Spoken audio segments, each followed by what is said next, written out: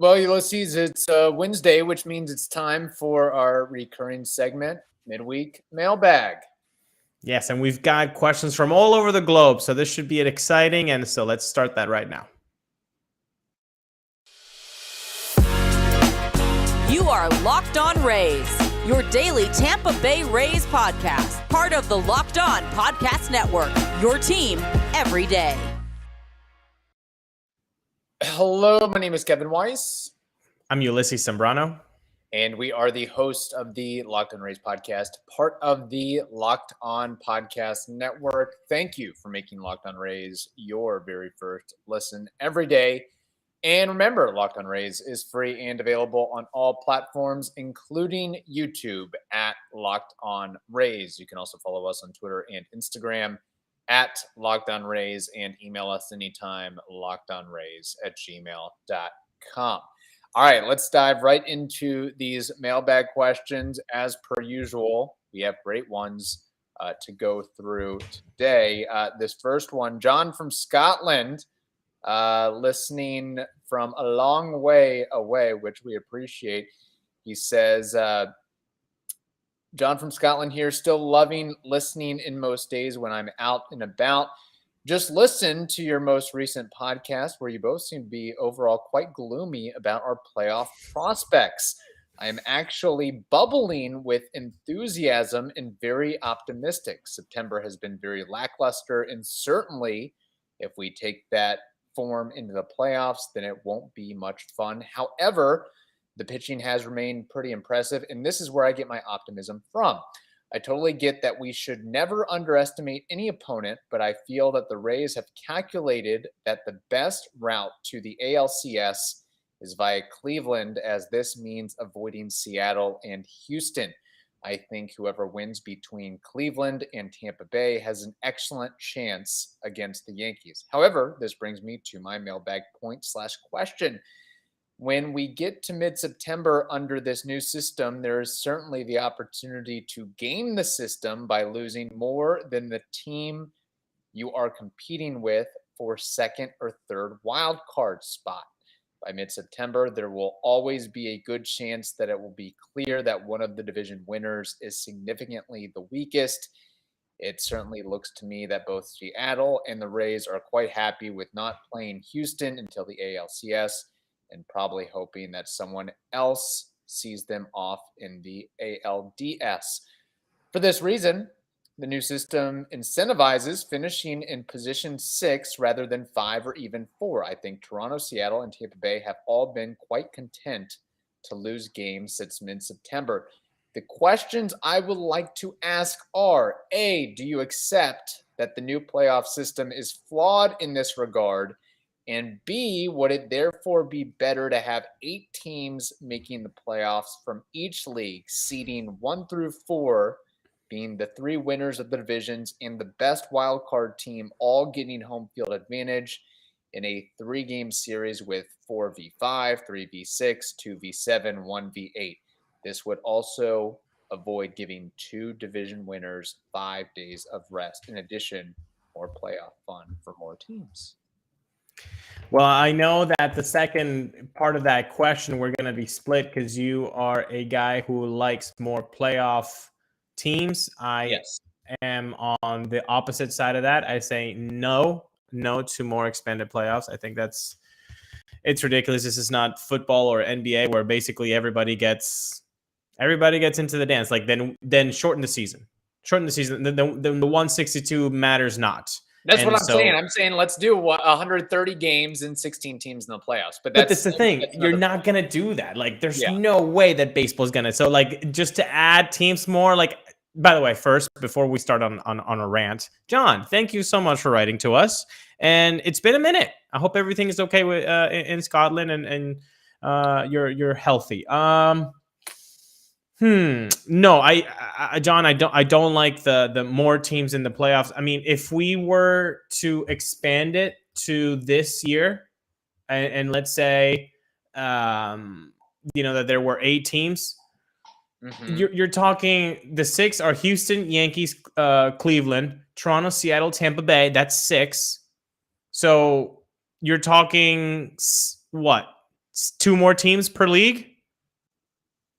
So you're telling me the Chicago White Sox right now have an under 500 record and they would make the playoffs? No, it'd be Baltimore. Okay, Baltimore. I skipped Baltimore. 82-77 as the time of this recording. 82-77. Just above 500, and this is a playoff team? No. And then Milwaukee, 84-75 would be the National League representative. Yeah, I gotta go ahead and say no to that. No, you're right. You would go down to, so you would have. It would be 8. Yeah, that's a lot. I'm going to admit that's a lot.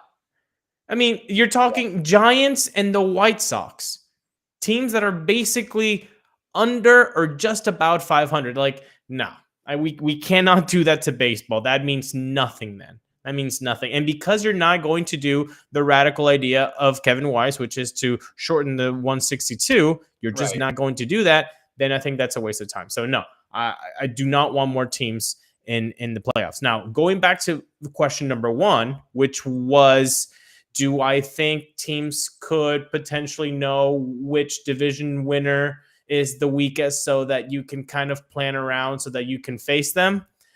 I would say this, John. I think a lot of fans have really gone behind the tanking for Tito to just a national anthem, and the players are not going out there and just lose. Like, that's money to them. Randy Arozarena striking out to lose so that they can meet Cleveland. That's money lost in his pocket.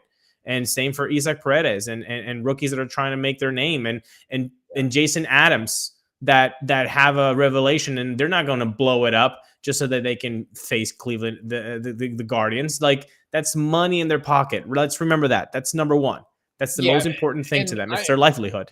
I think it wouldn't be the players tanking per se. It would be the front office and the coaching staff not putting the best players on the field in the most important moments of a series or a game. It's not like Randy's like, oh yeah, we got to face Cleveland, so I'm going to strike out here. It's just, all right, we're going to roll out Easton McGee.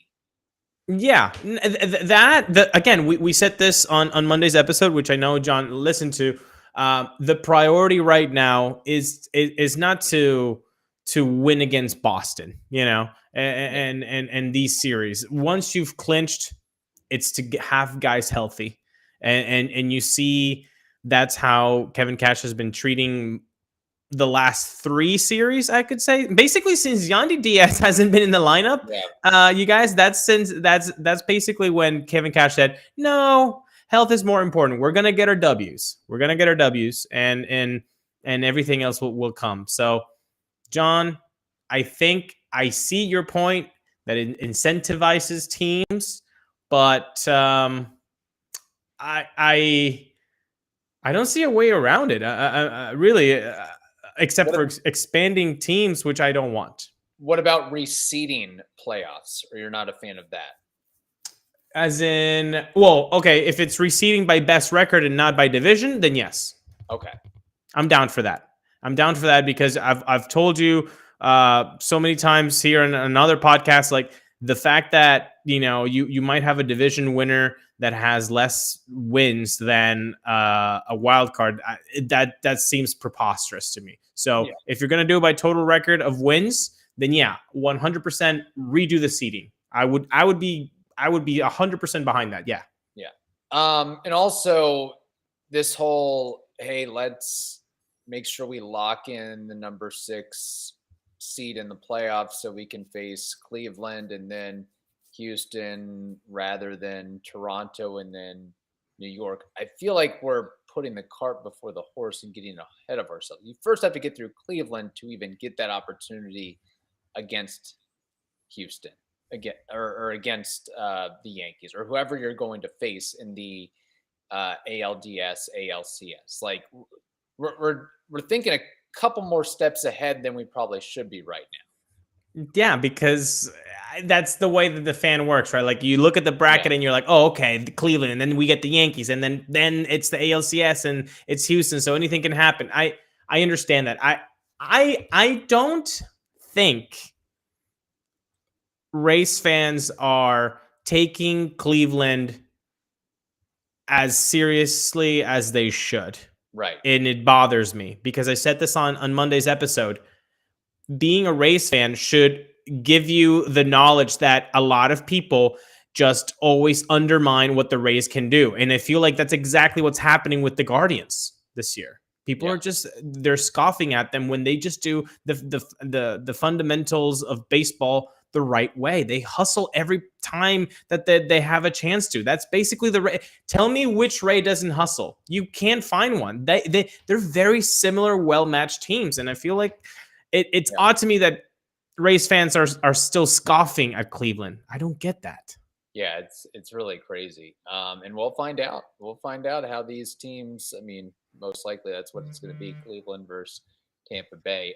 Great question again from John there. We've got more that we'll get to, but first, we got to tell you about SimpliSafe. You can customize the perfect system for your home in just a few minutes at simplisafe.com/lockedonmlb. Save 20% on your SimpliSafe security system when you sign up for an interactive monitoring plan and get your first month absolutely free. Visit simplisafe.com/lockedonmlb to learn more. There's no safe like SimpliSafe. And I should note this, SimpliSafe is simplisafe.com/lockedonmlb. For the people that are listening out there.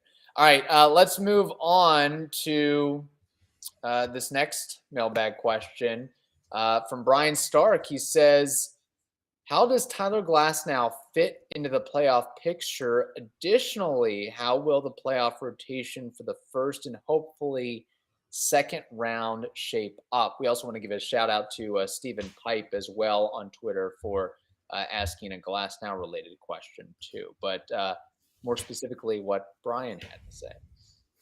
Yeah, with Glasnow, we saw him in Boston go basically 4 innings. I know it's 3 2/3, but the last out was a strikeout that got a little bit wild, and the runner got to be safe at first after the drop third strike.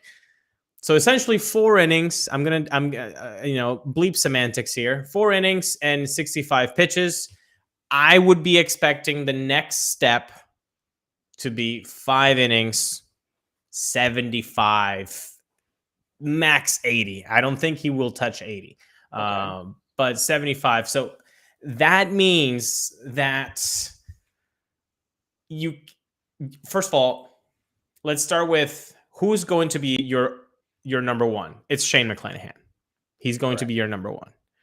Then after that, you have to have Tyler Glasnow pitch in the wild card series. You just have to. Like, you can't just like not pitch him. That's not going to happen. So if he can give you 5 and 80, then the third guy becomes very intriguing, Kevin. Very intriguing. I would say you go Rasmussen.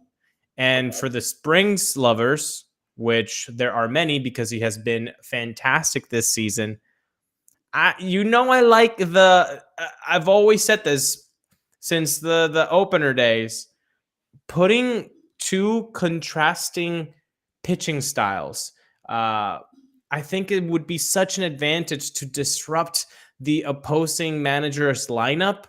I mean, what better black and white, yin and yang than Tyler Glasnow for 4 innings, maybe, right? And then Jeffrey Springs right behind him. I mean, I think that would just put to pieces whatever a lineup Terry Francona could do if we're talking about the Guardians. That's what I was thinking too. I think that if you set this up correctly, or you can make it work to your favor, you have Shane McClanahan game 1. Then game 2, you go with a combination of Glasnow Springs. I guess you'd go Glasnow Springs and not Springs Glasnow. Is that a lot of thinking? Okay. Yeah, because Glasnow Springs has more of a relief bullpen, coming out of the bullpen background than Tyler. I mean, Tyler hasn't done it since 2017. Springs did it this year. This is not the time to be gerrymandering around and trying to get too cute. Let's just do what Tyler Glasnow is used to starting ball games. Let's leave it at that. Yeah. Yes, 100%. And so that's what you do. If he can give you 5, great. But honestly, if he gives you the same performance that he gave you against the Red Sox, which was a scoreless 3 2/3, you take that. You give the ball to somebody else for that third, a third of an out, and boom, you get Springs for a bulk of the 4 or 5 innings. I think that would be fantastic. And then the third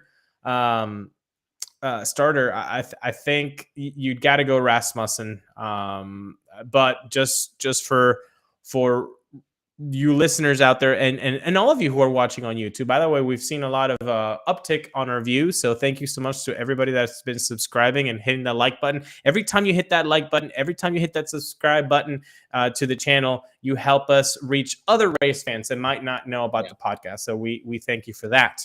I know people are hoping we do a postseason roster. What if? And we're going to do that, people. We're going to do that, and we're going to do that with Evan Klosky. So we'll be recording that on Wednesday evening with Evan, and that should be a lot of fun. And that's going to be dropping on Thursday. So I don't want to get too ahead of ourselves, Kevin, talking about what could be, but that's going to be a fun episode. So say that the Rays are playing Cleveland, of course, and they split the first 2 games. Game 3, is it starting Drew Rasmussen, or do you try to get a little more creative and go with the veteran Corey Kluber and then bring in Rasmussen after that do or die situation? I got to go with Drew Rasmussen there. I just like in 2019 where you had your backs against the wall, losing the first 2 games in Houston in the ALDS. Game 3 was started by Charlie Morton. You had that veteran presence to give you the hopefully the win, and he did on that Game 3. You need Corey Kluber for the ALDS against the Yankees. Like, that's who I would give the ball. Here you go, veteran. Take us Game 1. You're the guy starting in the Bronx. Like, you've been there, done that. Like, that's going to be the brightest of lights. And I need Kluber to have that ball there. So again, not to get too ahead of ourselves, but if that's the way that Kevin Cash and company make it out, that might open up a roster spot for the wild card series. It's interesting. Hopefully, ideally, the Rays wouldn't have to worry about that Game 3 wild card, but something tells me that we're probably going to have 3 wild card games. But it's fun to talk about for sure. But I think now, that do you agree? Do you agree that they would keep Kluber for the ALDS, or do you see something else happening with Rasmussen? Again, I also come from the vantage point of you can't play for tomorrow if you don't win today. And I think it's if you have to pull out all the stops to win that game, you pull out all the stops and you think about that next series. That's tomorrow's problem. Well, I like that. I do like the idea of, again, we know about the history of Corey Kluber in the Cleveland organization, but the only reason that I was thinking of maybe you roll out Corey Kluber to start, and not necessarily, hey, you got to go out and throw 6, 7 innings, whatever it may be, but do a one time through the order, like maybe get creative and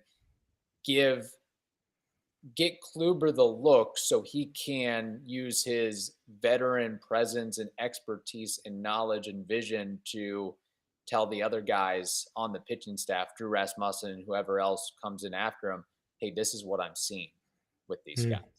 That's the only thing that I was maybe considering from there. And again, Drew Rasmussen, yes, he's been starter this season, but we know historically or previously he was a reliever. He was a bullpen arm. So it's something that I don't think would be totally foreign to him there either. So again, really good question there from Brian Stark and Steven. Thanks for bringing up Glasnow as well.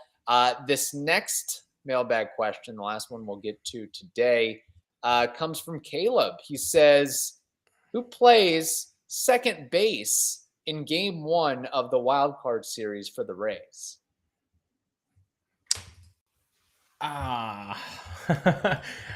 This is a good one. Because I was trying to look at who their Cleveland's pitching matchup would be. Shane Bieber opening, right? Game Bieber, 1 right? Has game to be one, Bieber. yeah. So let's pretend it's Bieber. I'm looking at the splits, and against righties, he's actually doing worse. This slash line against them. So the options would be Jonathan Aranda, Vidal Brujan, or Isaac Paredes. Not Taylor Walls. I can't do it. I can't. Knowing the splits of Taylor Walls and how he is just not below average, but worse than that. I'm not going to nail on the guy. I've done that plenty. We've done that plenty. He is just not productive outside of Tropicana Field swinging this stick. He is just not. He's got a 369 OPS on the road. I can't play that. I can't play that. I am sorry. I can't. Now, against righties, Bieber is letting a 238 average, 278 on base, a 352 slug. I think it's got to be Paredes. With the chance of the pop, I mean, you do, if there's a guy that could maybe lean into one, it's him and Randy, right? Yeah. And I mean, if you stack that lineup with righties, you've got Randy, you've got Wander, Yandy, Manuel Margot. Like now it starts to be a little bit thicker and thinking, maybe something good can happen here. But I'm sorry, I can't put Taylor Walls. I can't put Taylor Walls in that game. I'm sorry. Not to get too ahead of ourselves, we are going to do the playoff roster, but Taylor Walls does make the playoff roster, no? Yeah. Okay. Here's the thing.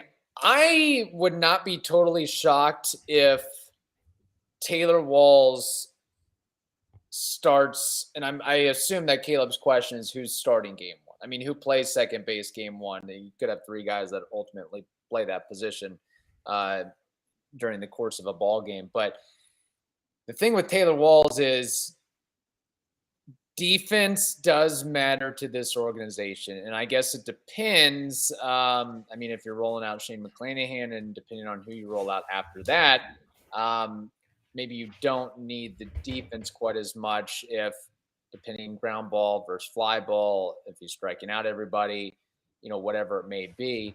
But Taylor Walls does have, and I know he's, basically a rookie. He's still green in this league, but in comparison to Isaac Paredes and Vidal Brujan and Jonathan Aranda, and really everybody on this roster, let's put this into perspective. Taylor Walls is second in games played this year and third on the team in at-bats.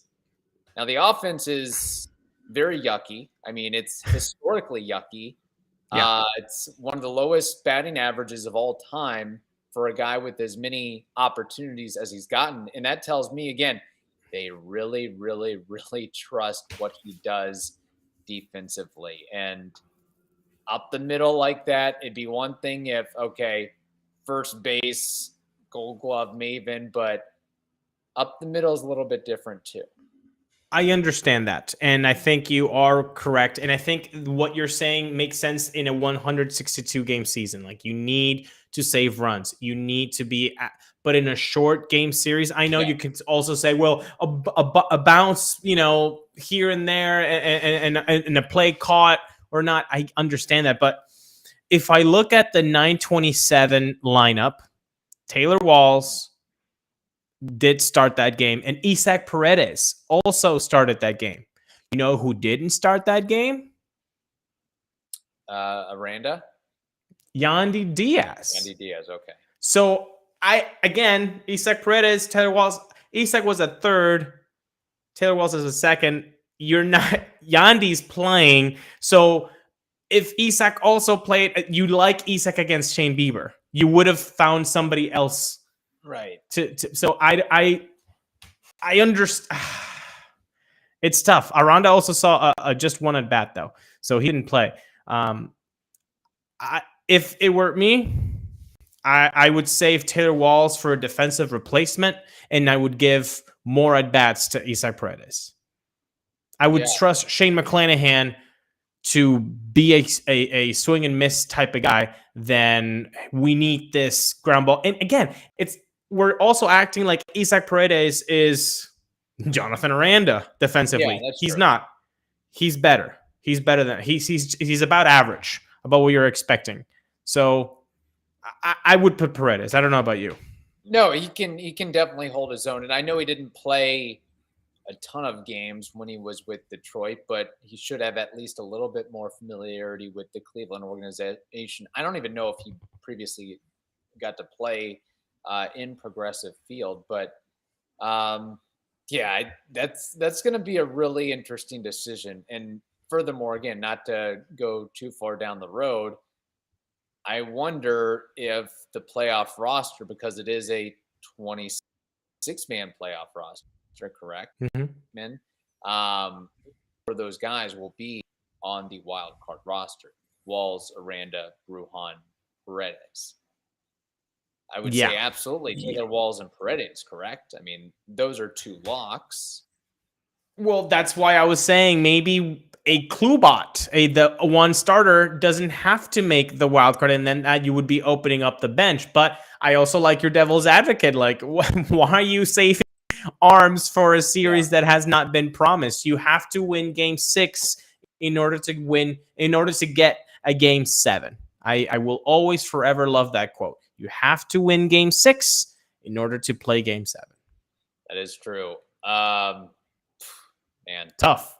But these are the good conversations to have. I mean, there are going to be 12 or no, however many teams. Do the math. 12. Okay. That don't have these conversations. They're pretending like it's February already. You know, they're focusing on football and hockey and basketball. I thought you were talking about how many playoff teams. Yeah, so there's going to be 18 teams, 18 fan bases that are going to be, looking at football and hockey schedules. What are Cincinnati Reds fans looking at right now? What are Pittsburgh Pirates fans? Chicago Cubs? Of course, I went to the NL Central. But you guys get my point. Like, this is why it's fun. And I know John said we were kind of gloomy. I think that's just because we have been spoiled as a Rays fandom of this is the 4th year in a row, people. Yes. A lot of fan bases don't get that. Like, that's just not a common thing. And number 2, if you compare the situation this team is dealing with, especially offensively, more than nothing is the offense that worries us, Rays fans, with other 2019, 2020, 2021. I don't think we're as confident in this team getting farther than any of those other 3. I think this is the least. And I think as a fan base, we would all agree. But again, we live in an age where nobody agrees on anything. So, right.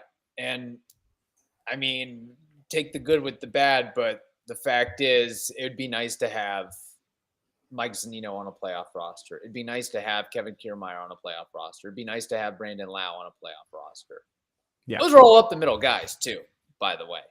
Yeah. That's pretty critical. But I don't want to even research what Brandon Lau has done against Shane Bieber. I don't even want to look it up, just so, because it's his bat is sorely missed.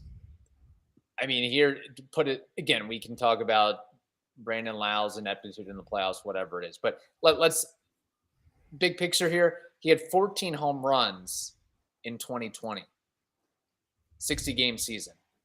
The team leader on the Rays has, in 2022, 20? Randy? Yeah. Yeah. And Isak, I mean, Yeah. No, it's insane. Yeah. So Yeah. not good. All right. Thank you for making the Locked On Rays podcast your very first listen every day. Now make your second listen the Locked On MLB podcast. That is also free and available on all platforms. Hope you all have a wonderful day. Stay safe. And we'll talk to you on Thursday and Friday with Evan Klosky.